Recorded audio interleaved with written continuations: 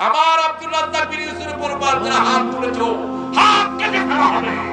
বাংলাদেশের একজন খ্যাতনামা আলেম আব্দুর রাজ্জাক বিন ইউসুফ, শেখ আব্দুর রাজ্জাক বিন ইউসুফ হাফিজাহুল্লাহ, একজন বড় শায়েখ, শায়েখ আব্দুর রাজ্জাক বিন ইউসুফ, আলেম দ্বীন শেখ আব্দুর রাজ্জাক বিন ইউসুফ হাফিজাহুল্লাহ। শেখ আব্দুর রাজ্জাক বিন ইউসুফ, আমার সাথে কোনো আলেমের মতের অমিল থাকলে তার উপরে যে হামলা করতে হবে, এটি কোনো সভ্য সমাজের মানুষের বৈশিষ্ট্য হতে পারে।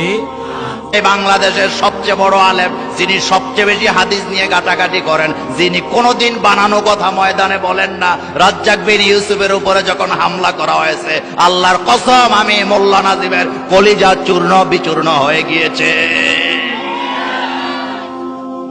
আমার ভাই, আমার দিনী ভাই, আমার শায়েখ আব্দুর রাজ্জাক বিন ইউসুফের উপর আক্রমণ করা হয়নি, আমার উপর আক্রমণ করা হয়েছে।